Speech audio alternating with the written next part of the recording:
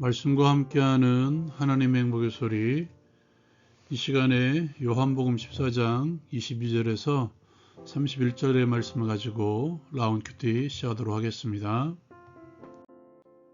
예수께서는 제 아들에게 성령과 평안을 약속해 주십니다.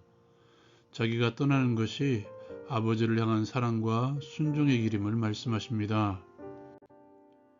가룟 아닌 유다가 예수께 묻습니다. 주여, 어찌하여 자기를 우리에게는 나타내시고 세상에는 난리하려 하시나이까?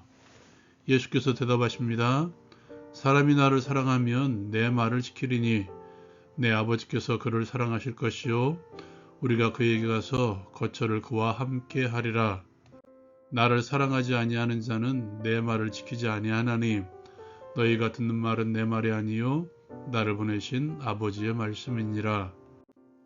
내가 아직 너희와 함께 있어 이 말을 하지만 보혜사 아버지께서 내 이름으로 보내실 성령 그가 너희에게 모든 것을 가르치고 내가 너희에게 말한 모든 것을 생각나게 하리라. 평안을 너희에게 끼치노니 곧 나의 평안을 너희에게 주노라. 내가 너희에게 주는 것은 세상이 주는 것 같지 아니하리라. 너희는 마음에 근심하지도 말고 두려워하지도 말라. 내가 갔다가 너희에게로 온다 하는 말을 너희가 들었나니 나를 사랑하였더라면 내가 아버지께로 감을 기뻐하였으리라. 아버지는 나보다 크심이라. 이제 일이 일어나기 전에 너희에게 말한 것은 일이 일어날 때 너희로 믿게 하려 함이라. 이후에는 내가 너희와 말을 많이 하지 아니하리니 이 세상 임금이 오겠음이라.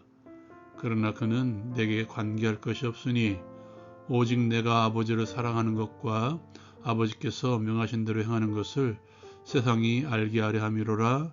일어나라, 여기서 떠나자.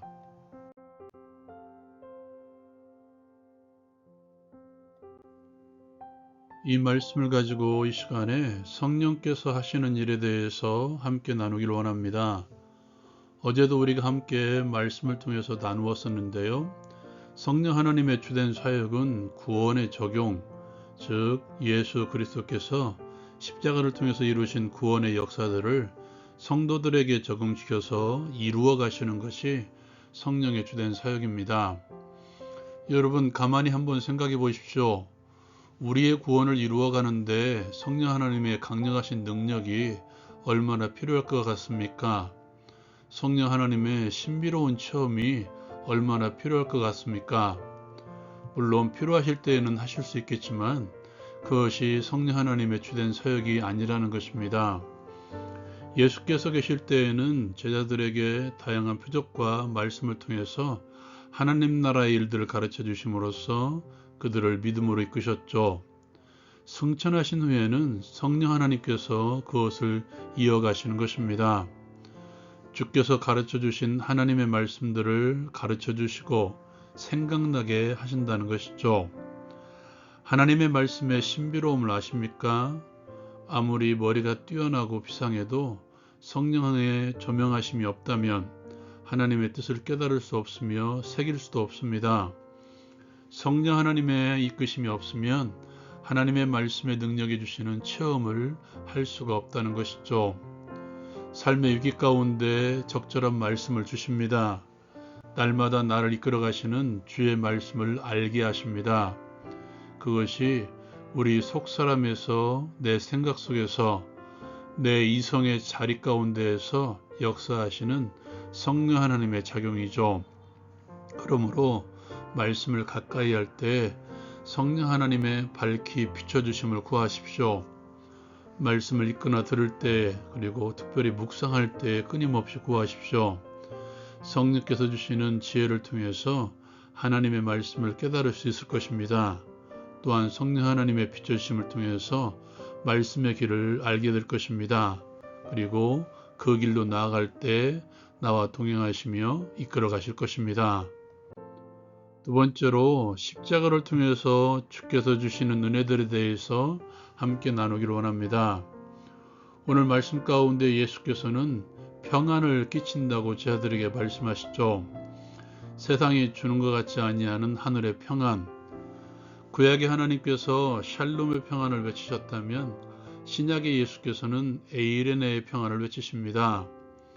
예수 그리스도를 통해서 맺게 된 하나님과의 화평케 하는 조약, 흔히 관계 회복이라고 말들 하죠.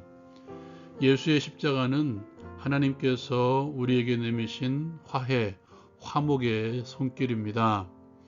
물론 하나님의 허물이 아닌 순전한 인간의 죄악 때문임에도 불구하고 깨어진 관계를 회복하기 위해서 하나님께서 먼저 예수 그리스도의 십자가를 통해서 화목의 손을 내미셨습니다.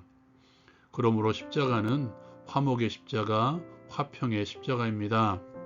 이것은 오직 십자가만이 줄 수 있는 평안의 상태이죠. 그러기에 요한복음은 십자가를 앞에 두고도 불안, 두려움을 말하고 있는 것이 아니라 영광을 선포하고 예수님의 당당하신 모습을 그려내고 있죠. 그러므로 우리도 십자가를 통해서 하나님께로 나아가야 됩니다. 주께서 지신 십자가와 함께함으로써 하나님의 보좌 앞에 나아가 나를 맞아주시는 하나님과 더불어 화평을 누리십시오. 예수 그리스도 안에서 예수 그리스도와 함께 살아감으로 다시 예수 그리스도의 영이신 성령 하나님과의 교제를 통해서 날마다 십자가를 묵상하십시오. 그리고 주께서 주시는 말씀을 통해서 십자가를, 내가 짊어져야 될 십자가를 발견하십시오. 그 안에서 하나님께 주시는 참된 평안의 복을 누리십시오. 또한 예수께서는 십자가라고 하는 그 길을 오히려 기뻐해야 된다고 제자들에게 말씀하고 있죠. 그 길은 영광의 길이기 때문에, 또한 그 길은 우리에게 주시는 영생의 길이며 우리를 살리는 길이기 때문에, 무엇보다도 날마다 나와 함께 살아가시는 성령 하나님께서 오시기 때문에 오히려 기뻐해야 된다고 말씀하고 있죠. 우리 또한 마찬가지입니다. 우리의 영광은 십자가에 있죠. 그러므로 십자가의 삶이 다가올 때마다 오히려 기뻐할 수 있어야 됩니다.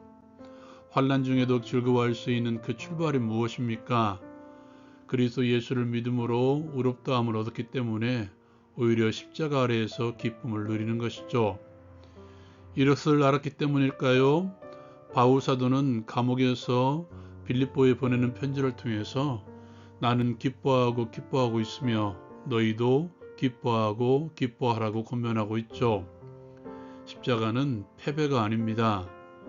십자가는 패배가 아닌 승리의 십자가이며 그리스도 예수의 승리를 통해서 우리에게 평안과 기쁨이 주어지는 은혜의 십자가입니다. 날마다 십자가를 기뻐하며 주께서 우리에게 주신 십자가를 기꺼이 짊어집시다.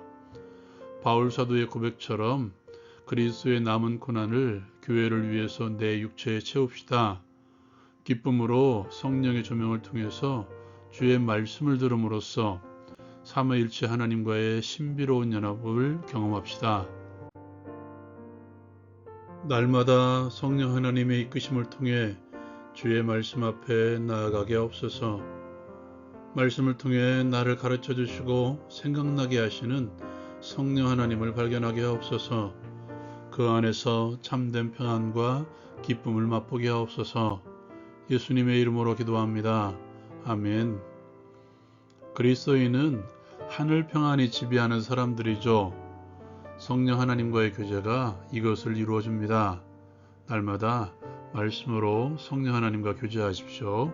라운 큐티 마치겠습니다.